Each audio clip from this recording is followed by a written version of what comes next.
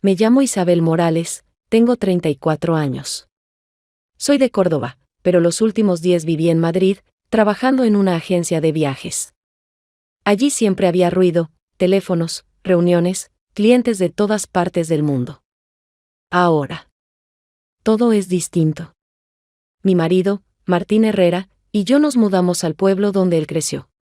Él tiene 39 años, es ingeniero y actualmente dirige la construcción de una carretera en una localidad vecina.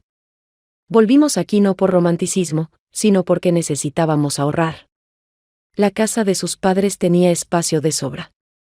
Y estaba vacía desde la muerte de su padre. El pueblo es pequeño, unas cuantas calles. Aquí todos saben quién va a dónde y a qué hora regresa. Desde la ventana de la cocina puedo ver el taller de Rafael Soto, un hombre de unos 50. Y 5 años, es marinero. Ahora repara de todo, desde puertas que chirrían hasta viejas embarcaciones que se pudren a orillas del río. Los vecinos dicen que su familia conocía a los padres de Martín. Es más, su tío fue dueño de nuestra casa en el pasado. Las primeras semanas aquí fueron extrañas. Martín salía para el trabajo antes del amanecer y volvía tarde por la noche. Yo me quedaba sola entre gente desconocida, que observaba pero no se acercaba demasiado. En lugar del ruido de los coches, se escuchaba el zumbido lejano de los tractores. En vez de escaparates, fachadas descoloridas en las que el tiempo había dejado su huella. Una mañana, cuando salía al patio, Rafael estaba sacando un banco de madera de su taller.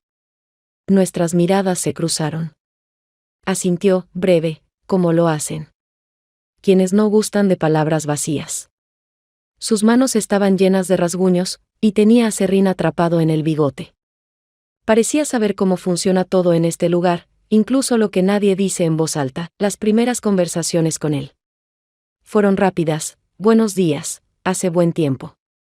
Pero ya entonces sentí que me miraba un poco más de lo que es habitual entre vecinos ocasionales. Yo intentaba adaptarme al ritmo local, iba a comprar al único comercio, me acostumbraba a que el pan solo se vendiera por la mañana y que, después del almuerzo, cerraran las puertas para una larga siesta.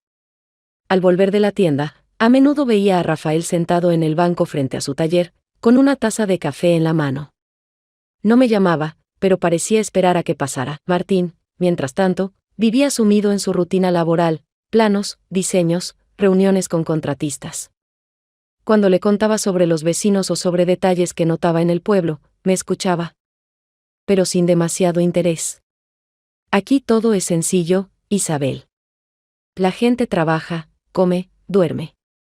Y así todos los días, dijo una noche, sin apartar la vista del teléfono, pero para mí nada era sencillo. En esa calma percibía una tensión oculta. Como si bajo la superficie de lo cotidiano se escondiera otra cosa. Y aunque todavía no sabía cómo, sentía que Rafael iba a tener un papel más importante en esta historia que el de un simple vecino. En los días siguientes, salía más a menudo al patio sin un motivo concreto, como si solo quisiera comprobar el clima. Y cada vez que nuestras miradas se volvían a encontrar, veía en sus ojos algo atento, casi inquisitivo. No se apresuraba a acercarse, pero tampoco evitaba el contacto. Y empecé a darme cuenta de que, en un pueblo pequeño, la distancia entre las personas se acorta mucho más rápido que en una gran ciudad. A la mañana siguiente todo comenzó con un contratiempo que, en la ciudad, habría parecido algo rutinario, pero que aquí rápidamente se convirtió en un acontecimiento. Mientras llenaba la tetera, escuché de pronto un golpe sordo, luego una sacudida bajo el suelo y, al segundo, un chorro de agua empezó a salir desde debajo del fregadero. Se extendía rápidamente por las baldosas, fría y con un fuerte olor a metal, y yo, maldiciéndome por no haber revisado la llave antes, me lancé a cerrar la válvula debajo del fregadero. Pero, como descubrí enseguida, no funcionaba. Martín estaba de viaje de trabajo y no volvería hasta dentro de 2 días. Llamarlo no tenía sentido, o estaría en una reunión o en alguna carretera entre obras. Cogí un cubo y empecé a achicar el agua, sabiendo que así solo ganaba tiempo, no solucionaba el problema. En mi cabeza apareció enseguida el consejo de una vecina que, hacía unos días, hablando de los artesanos del lugar, había dicho: si algo se estropea, ve a ver a Rafael. Él sabe arreglarlo todo. Salí a la calle, buscando con la mirada si el taller estaba abierto. Desde dentro llegaban golpes apagados, El olor a madera recién cepillada y a aceite parecía flotar en el aire incluso a distancia. Llamé a la puerta y él respondió enseguida: «Entra, está abierto». Dentro reinaba ese desorden particular, en el que el dueño encuentra todo lo que necesita. En las paredes colgaban herramientas de distintas épocas y estados, sobre el banco de trabajo había trozos de madera, vidrio, viejas manijas de puertas y bisagras metálicas. Rafael se levantó de la mesa, secándose las manos con un trapo, y, al ver mi expresión de apuro, preguntó: «¿Ha pasado algo?». Le expliqué brevemente lo de la tubería rota y, sin pensarlo, respondió: «Esta tarde paso a verlo. No está lejos, pero ahora tengo que terminar algo». Su voz era serena, pero transmitía una certeza que no dejaba dudas: cumpliría lo que prometía. Hablamos unos minutos más y, de repente, recordó que de niño solía jugar en el patio de nuestra casa, cuando vivía allí su tío. Contó que entonces el jardín era más grande, que el manzano aún daba muchos frutos y que el viejo pozo, ahora cubierto con una tapa, era el centro de todos los juegos infantiles. Escuchaba y me sorprendía al pensar que aquella conversación era mi primera verdadera inmersión en el pasado de la casa a la que había llegado sin recuerdos, pero que ahora comenzaba a llenarse con los de otros. De vuelta en casa, traté de poner algo de orden tras la inundación, mientras pensaba en él. Todo en su forma de actuar parecía sencillo y natural, pero al mismo tiempo daba la impresión de que mantenía cierta distancia, incluso cuando te miraba directamente a los ojos. Al caer la tarde, el agua de la tubería casi se había detenido. Quizá porque encontré alguna válvula en un rincón o porque la presión simplemente había bajado. Hacia las 7 escuché sus pasos junto a la verja. Entró con una pesada caja de herramientas y fue directo a la cocina. Trabajó rápido, sin perder tiempo en palabras innecesarias. El brillo metálico de la llave, los golpecitos en la tubería, las breves comprobaciones, todo transmitía la sensación de que estaba en su terreno, haciendo algo que había hecho cientos de veces. De vez en cuando pedía si tenía a mano un trapo viejo o una linterna. Cada solicitud era clara y precisa. Cuando terminó la reparación, se secó las manos y, mirando alrededor, preguntó: «¿Has subido alguna vez al desván?». Negué con la cabeza. Tras la muerte de mi tío quedaron allí algunas cosas. Tu suegro no quiso tirarlas. A la tarde siguiente, cuando el calor ya había cedido y una luz suave empezaba a entrar por las ventanas, Rafael apareció junto a la verja. No llevaba herramientas en las manos, pero se movía con la seguridad de quien ya sabe lo que va a hacer. Salí a su encuentro y, asintiendo, me dijo que quería enseñarme algo en la casa, si no me importaba. Su tono era tranquilo, pero en su mirada se leía que no contemplaba del todo la posibilidad de una negativa. Se dirigió a la puerta tras la cual comenzaba una estrecha escalera que conducía al desván. La abrí y de inmediato me envolvió un denso olor a madera vieja, polvo y algo de humedad, quizá restos de antiguas filtraciones en el techo. El aire era pesado y, cuando puse el pie en el primer peldaño, este crujió de tal manera que miré instintivamente hacia abajo, pero Rafael, que iba delante, ni siquiera se volvió. Sus pasos eran firmes, como si hubiera subido allí cientos de veces. Cuando llegamos bajo el tejado, mis ojos se acostumbraron poco a poco a la penumbra. Un pequeño ventanuco redondo dejaba pasar un haz de luz que caía en medio del suelo, iluminando una nube de polvo suspendida en el aire. En las esquinas se amontonaban viejas maletas con asas gastadas, cajas de cartón atadas con cuerda, varias sillas de madera apiladas unas sobre otras y libros abiertos con páginas amarillentas. Vi un arcón oscuro, reforzado con esquinas metálicas. Y varios retratos enmarcados, colocados boca contra la pared. Rafael se acercó al arcón y lo abrió como si supiera que la cerradura no funcionaba. Sacó del fondo una pesada placa metálica con el número de la casa. Los bordes estaban oxidados, pero las cifras seguían nítidas. La miró durante más tiempo del que requeriría una simple inspección, y solo entonces, se volvió hacia mí. Dijo que aquella placa había colgado en nuestra fachada cuando vivía allí su tío, y que la recordaba desde niño. A su lado, vio una pequeña caja tallada en madera oscura. Los dibujos eran diminutos, en forma de ramas entrelazadas, y parecían hechos a mano.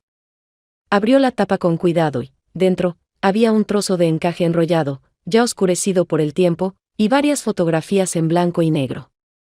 En una de ellas, una joven vestida de novia tomaba de la mano a un hombre con traje oscuro, se miraban con una simplicidad y una cercanía tan puras que me sentí intrusa en su memoria. Rafael contó que esa caja se la habían regalado a su tía el día de su boda, y que ella siempre la guardó junto a la cama. Luego, de forma inesperada, me la tendió. Dijo que cosas así debían vivir en la casa y no pudrirse bajo el polvo, y que quería que se quedara allí. Sus palabras fueron claras, sin un ápice de sentimentalismo, pero se notaba que ese gesto tenía para él un significado profundo. Tomé la caja, sintiendo un peso inesperado, y entendí que junto con ella sostenía un fragmento de historia ajena. Que, aunque no la había pedido, ahora formaba parte de mí. Mientras bajábamos, él volvió a recorrer con la mirada el desván, como queriendo grabar cada objeto en la memoria, y pensé que, desde ese momento, para mí la casa ya no sería solo paredes y techo. Esa noche, cuando el día ya se había apagado y sobre el pueblo colgaba una cúpula de cielo azul oscuro, la luz de la casa se fue de repente. Estaba sentada en la cocina con una taza de té y, al principio, pensé que era una simple avería, quizá un fusible quemado. Pero, al acercarme a la ventana, noté que la oscuridad no cubría solo nuestra casa.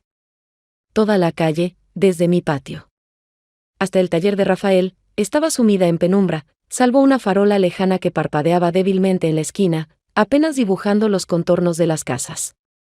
En las habitaciones reinaba una oscuridad densa, y el silencio se volvió aún más palpable. Cogí una vieja linterna de mano de la estantería junto a la puerta, la encendí, y un haz estrecho recortó de la oscuridad objetos familiares, dándoles formas extrañas.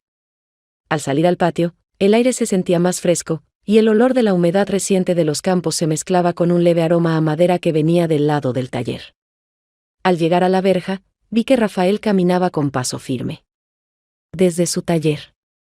Su figura destacaba en la oscuridad gracias a una pequeña linterna que sostenía baja, iluminando el camino frente a él. Cuando se acercó, le escuché decir, con calma pero con un matiz de concentración, que había visto una chispa en uno de los cables justo antes de que se cortara la luz, y que quería comprobar si no había una avería más seria.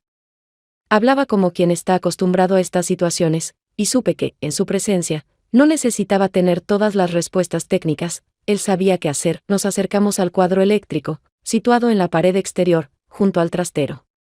Rafael me pidió que sostuviera la linterna para que las cayera directamente sobre los cables.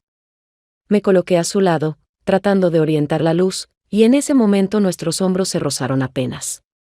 Fue un contacto normal, casi imperceptible, que podría haber pasado por casualidad, pero él no se apartó ni cambió de posición.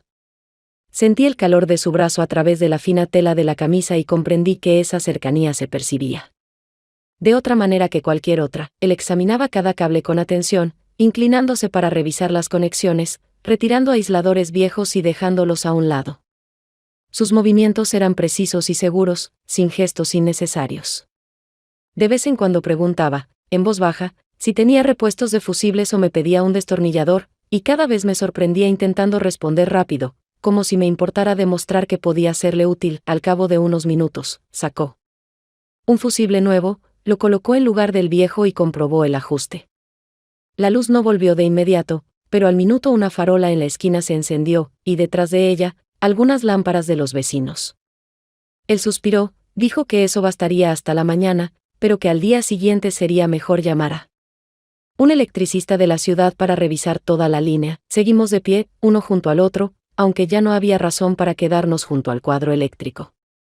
No me apresuré a entrar en casa, y él tampoco se movió hacia la suya. Cuando por fin se dirigió a la verja, al pasar junto a mí, rozó apenas mi mano. Ese toque fue tan sutil como inequívoco, y entendí que, después de esa noche, nuestras conversaciones ya no podrían seguir siendo simplemente amistosas. A la mañana siguiente, cuando la niebla sobre las huertas ya se había disipado y el sol empezaba a calentar lentamente la tierra, escuché unos golpes sordos en la verja. Al abrir, vi a Rafael con una pequeña pieza de madera envuelta en un trozo de tela limpia. Me dijo que había terminado de reparar la manilla de la ventana que yo había mencionado unos días atrás, y añadió que lo mejor sería instalarla ahora, mientras el clima estaba seco y estable. Su tono era natural, sin ruego ni orden, pero con esa seguridad que hacía imposible que yo me negara. Entramos en el patio, y propuso trabajar bajo el viejo manzano que crecía casi en el centro.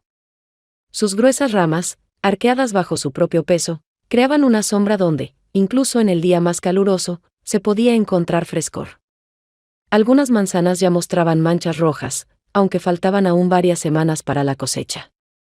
Bajo el árbol había una vieja silla con el asiento desgastado, y decidimos colocar la hoja de la ventana cerca para que pudiera trabajar cómodo. Desenvolvió la tela, sacó la pieza y empezó a fijarla a la ventana, trabajando despacio pero con seguridad. En sus manos, el destornillador giraba con firmeza, sin movimientos innecesarios, y cada gesto era concentrado y preciso. Mientras trabajaba, comenzó a hablar de lo rápido que pasaba el verano, y de que incluso en el campo los días se funden uno con otro si no prestas atención a los pequeños detalles. Recordó que antes creía que la vida se decidía con grandes elecciones, pero que con el tiempo había comprendido que, en realidad, está hecha de pequeños momentos que o los captas y aprovechas, o se te escapan para siempre. Yo escuchaba y sentía que esas palabras no eran casuales. No había en su voz intención de impresionar, pero sí un peso que me obligaba a pensar. No me miraba directamente, pero sabía que cada frase no estaba destinada solo a llenar el silencio, sino para que la recordara. Me sentía tranquila, esa tranquilidad rara que pocas veces se siente en presencia de alguien casi desconocido. Cuando terminó el trabajo, levantamos juntos la hoja de la ventana y la colocamos en su sitio.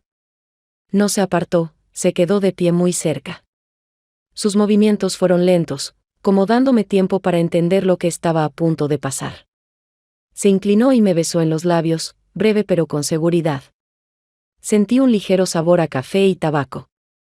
Y en lugar de la incomodidad habitual, apareció una sensación inesperada de que aquello era lo correcto. Se apartó solo un paso, me miró fijamente y dijo que la manilla ahora duraría muchos años más. Luego tomó sus herramientas y se dirigió a su taller, mientras yo me quedaba bajo el manzano, sabiendo que, desde ese momento, nuestras conversaciones ya no serían como antes. Unos días después comenzó en el pueblo la feria anual, esperada por casi todos los vecinos. Desde temprano, en la plaza principal empezaron a aparecer puestos de madera cubiertos con telas de colores, y entre ellos colgaban guirnaldas de pequeñas bombillas que, por la noche, convertirían todo en una trama luminosa. Las calles estrechas, normalmente casi vacías, se llenaron de murmullos, de olores a repostería recién hecha, carne asada y especias. Los vendedores forasteros ofrecían verduras, frutas, miel, quesos caseros, artesanía en madera, barro y metal. La gente se saludaba, intercambiaba noticias, y los niños, con unas monedas en la mano, corrían de un lado a otro eligiendo golosinas. Decidí dar una vuelta entre los puestos para empaparme del ambiente festivo y, quizá, comprar algo para la casa.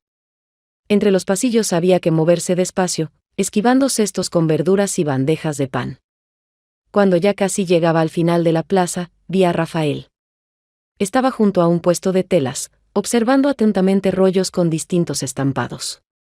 A su lado estaba Lucía, la viuda que vivía frente a nuestra casa. Ella sostenía un corte de lino claro, se lo mostraba y ambos reían, como si compartieran un chiste que solo ellos conocían. Su cercanía parecía natural, pero de pronto sentí un pinchazo, la sensación incómoda de ser, en ese momento, una extraña. Él me vio primero. Asintió, dejó a Lucía junto al puesto y se acercó. Su tono fue neutro cuando explicó que se conocían desde la infancia, que sus padres eran amigos y que siempre se habían ayudado en pequeñas cosas. Respondí que me daba igual, aunque sabía perfectamente que no era cierto. Él me miró con atención y sonrió apenas, como si hubiera entendido más de lo que yo quería mostrar, pero sin insistir en el tema. Intercambiamos algunas frases sobre la feria, sobre lo concurridas que estaban las calles, y volvió con Lucía, que ya estaba pagando la tela. Me quedé de pie, viendo cómo se alejaban juntos por el pasillo, sintiendo un frío incómodo por dentro. No era celos abiertos, sino más bien la conciencia de que él no me pertenecía, de que en su vida había otras personas con las que compartía conversaciones y risas ligeras. Para distraerme, compré queso fresco, unas manzanas y observé las piezas de cerámica de un alfarero local, pero las charlas con los vendedores me parecieron superficiales. Cada sonrisa era forzada, porque en mi mente seguía presente la imagen del inclinado hacia Lucía, mientras ella le tocaba el codo para mostrarle una tela. Cuando regresé a casa, entendí que de todo aquel día no recordaría el bullicio de la feria ni las compras, sino ese momento fugaz que, de repente, me cambió el ánimo. A la mañana siguiente, El pueblo despertó tras una tormenta nocturna, que había llegado de forma tan repentina que nadie tuvo tiempo de prepararse. La lluvia había caído a raudales, el viento doblaba los árboles hasta casi tocar el suelo y los truenos rodaban entre las colinas. Cuando salí al patio para comprobar que todo estuviera en su sitio, vi enseguida que en el fondo del huerto había caído un tramo de la vieja valla. Las tablas yacían sobre la tierra húmeda, con los clavos torcidos sobresaliendo, y entre ellas se veía el verde fresco del huerto vecino. Detrás de la valla estaba el terreno que Rafael cuidaba para un anciano agricultor que ya no tenía fuerzas para trabajarlo por sí mismo. Me quedé de pie, pensando por dónde empezar, cuando oí unos pasos conocidos junto a la verja. Rafael entró sin ceremonias, con un martillo y varias tablas en la mano. Dijo que había visto el daño esa misma mañana al pasar y que decidió venir a ayudar antes de que la madera se secara del todo, porque así sería más fácil clavar las nuevas piezas. En su voz no había pregunta, solo la firme certeza de que empezaríamos el trabajo de inmediato. Fuimos hasta el lugar donde la valla se había caído y él empezó enseguida a limpiar la zona de restos, apartando las tablas viejas a un lado. Yo le ayudaba, pasándole herramientas, sosteniendo las nuevas tablas mientras él las clavaba con golpes rectos y precisos. El viento todavía soplaba a ratos desde la esquina, arrojándonos a la cara pequeñas gotas de agua que quedaban en las hojas del manzano y en los arbustos de grosellas.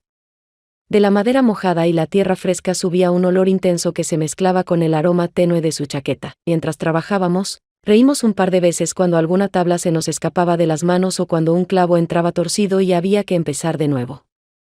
En esos momentos había algo que aligeraba la tensión de los últimos días, y me pareció que él, deliberadamente, mantenía la conversación ligera para que yo no me perdiera en mis propios pensamientos. Cada vez que le pasaba el martillo, nuestros dedos se rozaban, y ninguno de los dos parecía tener prisa en soltarlo. Trabajamos más tiempo del necesario, porque él revisaba cada tramo 2 veces, se alejaba unos pasos para evaluar cómo quedaba la nueva parte de la valla, y solo entonces continuaba. Cuando la última tabla estuvo en su sitio, volvió a recorrer toda la sección pasando la mano por la madera, como para asegurarse de que resistiría cualquier viento. Al regresar al patio, le propuse tomar un té para entrar en calor después de trabajar en el aire frío. La propuesta sonó sencilla, pero noté que él aceptó con esa atención que no está presente en todas las conversaciones. Asintió, consciente de que aquella mañana lluviosa ya se había vuelto más importante de lo que parecía a primera vista. Abrí la puerta de la cocina, dejando entrar en la casa el olor a madera húmeda y a tierra fresca. Rafael me siguió, dejó el martillo y las tablas junto a la pared, como si no pensara quedarse mucho tiempo. Puse la tetera al fuego, él asintió, sin objeciones, y se quitó la chaqueta, colgándola en el respaldo de una silla. En ese momento, afuera, comenzó una nueva lluvia. No era el aguacero de la noche anterior, sino una llovizna constante, que golpeaba el alféizar con un ritmo monótono, creando una sensación de intimidad de la que era difícil desprenderse. Saqué 2 tazas del armario y me di cuenta de que observaba con atención la habitación. Su mirada se detenía en algunos detalles: la loza que habíamos encontrado en el desván, la tela en el alféizar, la esquina de la mesa donde la pintura se había desgastado con el tiempo. Eran detalles a los que normalmente nadie prestaría atención, pero él los miraba como si pudieran decir algo sobre mí. Nos sentamos a la mesa y, durante un rato, él se limitó a calentar las manos con la taza. Luego, sin preámbulos, dijo que, hace muchos años, había dejado en Lima a una mujer que lo amaba. Habló en voz baja, sin mirarme, como si aquellas palabras se dirigieran más a sí mismo que a mí. Explicó que entonces pensó que hacía lo correcto, porque no quería cargarla con sus planes y su vida nómada, pero que, desde entonces, evitaba las cercanías que podían volverse verdaderas. En su voz no había excusas ni petición de compasión, solo un reconocimiento sereno de cómo eran las cosas. Yo lo escuchaba, sorprendida pero con una comprensión silenciosa. Eso explicaba su cautela en las palabras, su habilidad para estar cerca sin dar pasos de más, pero tampoco alejándose del todo. Afuera, la lluvia caía con más fuerza, y ambos volvimos la vista un momento hacia ese sonido, como si ayudara a ordenar los pensamientos. Rafael dejó la taza en la mesa y, sin cambiar el tono, dijo que no sabía por qué había decidido contarme esto precisamente a mí. Luego se inclinó hacia mí y me besó, esta vez de otro modo, sin prisa, como si quisiera que sintiera cada instante. Le respondí, y no fue por impulso ni para llenar un silencio, fue una decisión consciente. Cuando nos separamos, en la habitación. No había cambiado nada, la misma mesa, la misma lluvia, pero yo sabía que ahora la casa guardaría un secreto más. Terminó su té, me dio las gracias y se levantó, como si no quisiera quedarse más de lo necesario, pero antes de salir se detuvo en la puerta y volvió a mirarme con esa mirada que no hacía preguntas, pero que decía más que cualquier palabra. Unos días después de aquella conversación y de la lluvia, Martín volvió de su viaje de trabajo.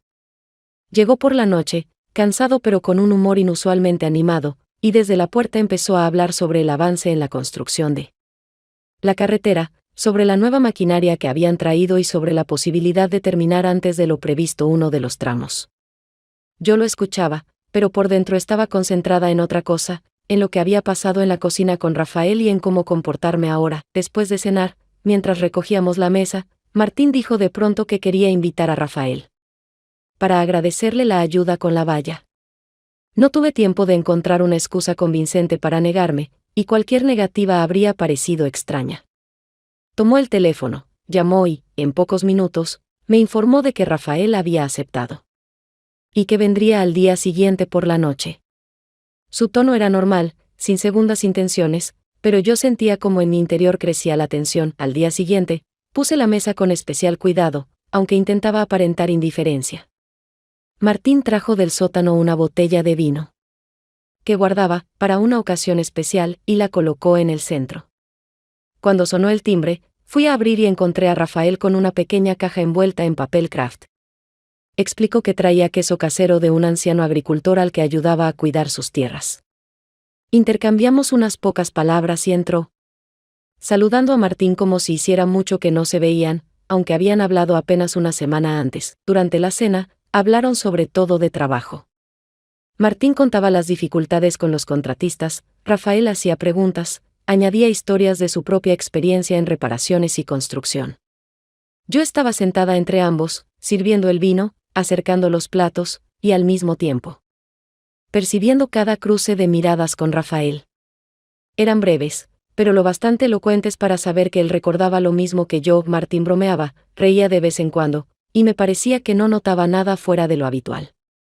Pero en un momento, cuando sentí una mirada especialmente fija de Rafael, me pasó por la cabeza la idea de que quizá Martín sospechaba más de lo que mostraba. No dijo nada, pero sus ojos se detuvieron en mí un segundo más de lo normal. Antes de volver a la conversación con el invitado, cuando terminó la cena, recogimos juntos la mesa. Rafael agradeció y dijo que prefería no quedarse hasta tarde, porque a la mañana siguiente debía abrir el taller. Martín lo acompañó hasta la puerta y se intercambiaron unas palabras que no alcancé a oír. Cuando la puerta se cerró, sentí que el aire en la habitación se había vuelto más pesado, aunque por fuera todo siguiera igual que antes de su llegada. La semana siguiente, cuando el sol apenas comenzaba a calentar las estrechas calles del pueblo, decidí ir al mercado para comprar verduras frescas y pan. Incluso antes de llegar a la plaza, percibí ese bullicio especial de los fines de semana, el murmullo de las voces entrelazado con los gritos de los vendedores, el aroma de las verduras frescas mezclándose con el del café de la pequeña cafetería, donde unos hombres estaban sentados en una mesa comentando las noticias. Saludé, como siempre, a María, la vendedora de tomates, y antes de poder sacar la bolsa, vi a Lucía de pie junto al puesto de telas. Su mirada se deslizó sobre mí y, en lugar de su habitual sonrisa cálida, apenas asintió con la cabeza. Su rostro permaneció tenso, como si evaluara si valía la pena decir algo. Cuando me acerqué, me lanzó un breve «buenos días» y enseguida se volvió hacia la vendedora, empezando a examinar rollos de algodón, fingiendo que no le interesaba hablar conmigo. Sentí como las miradas lentas y calculadas de varias mujeres, sentadas en el banco de enfrente, se dirigían hacia mí.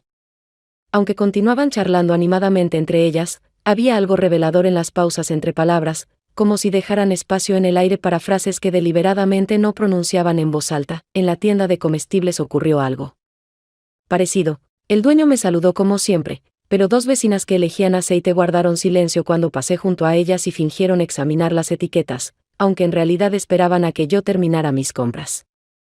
El cambio en su actitud era tan evidente que no necesitaba explicación. En un pueblo pequeño, las noticias y las suposiciones se propagan más rápido que cualquier coche, y a menudo adquieren formas y matices que ninguno de los implicados ha dicho en voz alta. De camino a casa intenté concentrarme en cosas simples. Conté mis pasos, inhalé el aroma del pan recién hecho que llevaba en la bolsa, observé los hibiscos en flor junto a la puerta de una casa. Pero en mi cabeza aparecían una y otra vez escenas de las últimas semanas: la valla bajo la lluvia, la conversación en la cocina, el manzano bajo el cual él se inclinó más de lo que permiten los límites vecinales. Todos esos momentos ahora parecían alinearse en una secuencia que los demás podían ver con más claridad de la que yo estaba dispuesta a admitir. Esa tarde, al volver del trabajo, Martín extendió sobre la mesa unos planos y, como quien no quiere la cosa, dijo que debería ser más prudente, porque, en el pueblo la gente nota más de lo que crees. Su voz era tranquila, sin reproche, pero en esa calma se escondía una pregunta que no formuló directamente.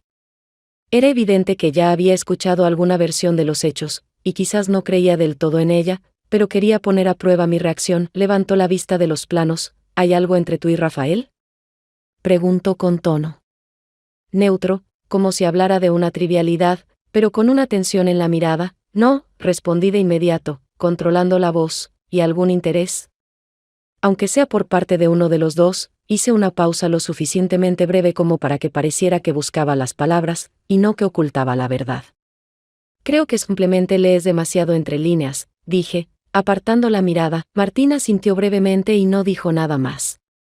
Los dos fingimos que el tema estaba zanjado, aunque en realidad apenas empezaba a echar raíces. Esa noche, guardando el pan en la panera y colocando las verduras en las estanterías, noté que hasta los movimientos más simples de mis manos se habían vuelto más cuidadosos, como si controlara no solo mis palabras, sino cada gesto, para que nadie, ni siquiera un testigo casual, encontrara en ellos confirmación de suposiciones ajenas. Sin embargo, sabía que no se puede huir de los rumores, y que rara vez desaparecen por sí solos, más bien cambian de forma, perdiendo con el tiempo su filo, pero quedando en la memoria de quienes alguna vez creyeron en cierta historia. Pasaron unos días y, aquella mañana, me desperté más temprano de lo habitual, y sin encender la luz, me acerqué a la ventana para abrir las cortinas.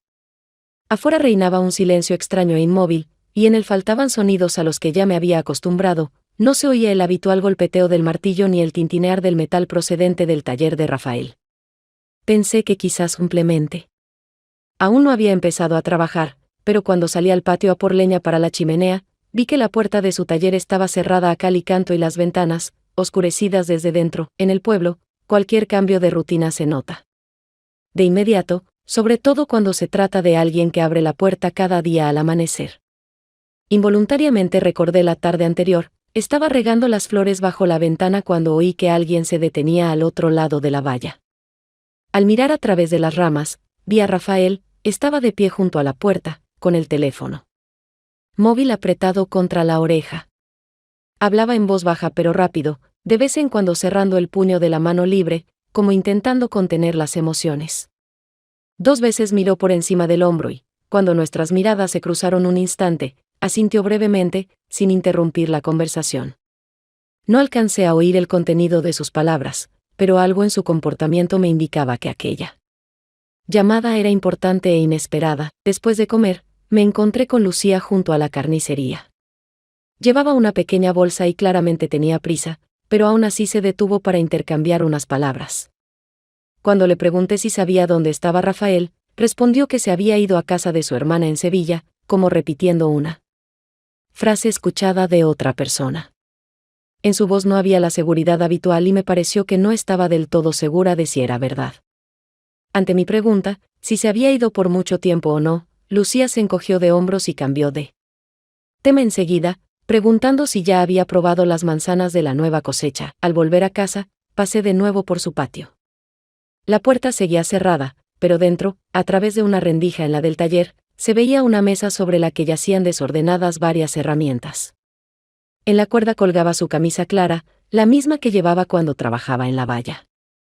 Todo aquello parecía indicar que se había marchado de repente, sin recoger sus cosas y sin planear una ausencia prolongada. Llevé té de la cocina y me senté en el porche, pensando en aquella llamada.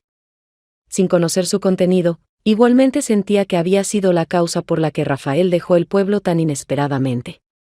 En las comunidades pequeñas siempre es fácil percibir cuando alguien actúa según un plan y cuando lo hace por impulso del momento. Este caso pertenecía claramente a lo segundo. Y aunque intentaba encontrar otra explicación, Una y otra vez me venía a la mente la misma imagen: la tarde, él junto a la puerta, la mano apretada, las miradas rápidas por encima del hombro. No. Era simplemente una pausa en su vida habitual. Había la sensación de que había dejado tras de sí una señal invisible que yo debía notar, incluso si aún no entendía cómo descifrarla. Unos días después de que Lucía mencionara el viaje a Sevilla, el aire de la mañana me pareció especialmente fresco y salí al patio un poco antes de lo habitual para revisar los bancales con los plantones y ver si la tierra junto al nuevo tramo de la valla no se había erosionado.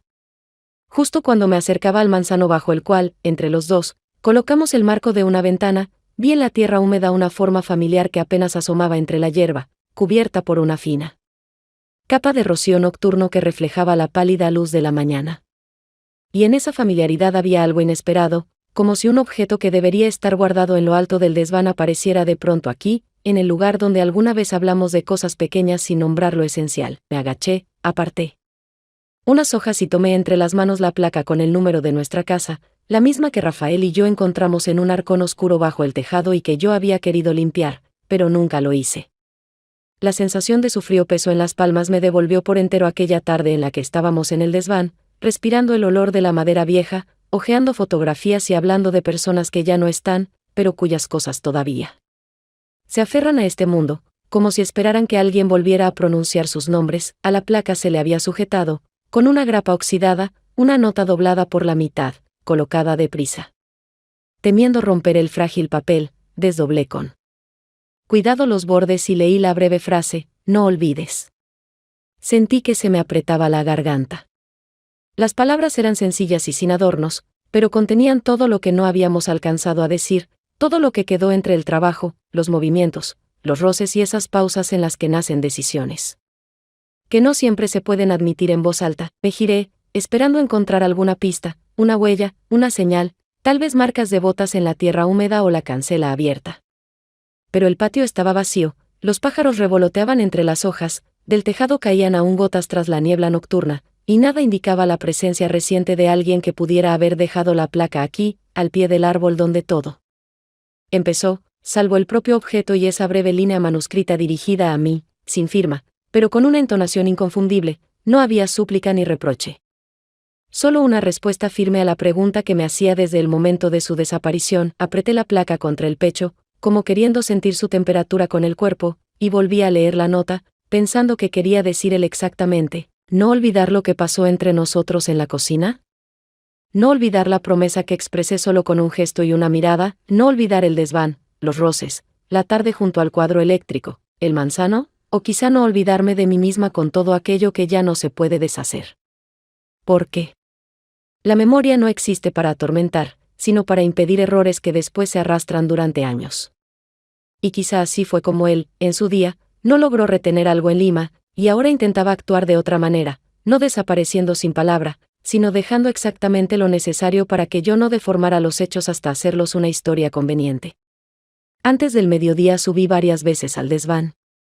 Miré el hueco vacío en el arcón donde había estado la placa, pasé la mano por los bordes dejando un rastro de polvo en los dedos y bajé otra vez, convencida de que él sabía exactamente dónde colocar ese signo metálico para que no pudiera pasarlo por alto, para que tuviera que detenerme y pensar no en los rumores, ni en Lucía, ni en lo que dirían los vecinos, sino solo en nosotros dos y en una elección que ya estaba hecha a medias y que necesitaba o bien continuar, o bien cerrarse con claridad. Al caer la tarde volvió Martín con nuevos planos, los desplegó sobre la mesa y empezó a explicarme cómo pensaban reparar el tramo problemático cerca del puente.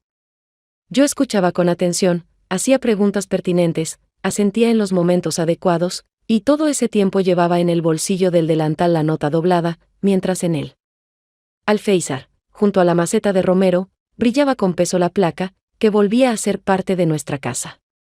Vi cómo Martín fijaba la vista en el metal, sacudía levemente la cabeza, como recordando dónde la había visto, pero no se detenía, ocupado con otros temas, y no hacía pregunta alguna. Después de cenar habló de la cocina, dijo que no estaría mal mover la estufa más cerca de la ventana para no asfixiarse en verano, que la mesa podría ser más ancha y la iluminación distinta, más uniforme, y que la despensa hacía tiempo que necesitaba que ordenáramos las estanterías. ¿Por qué?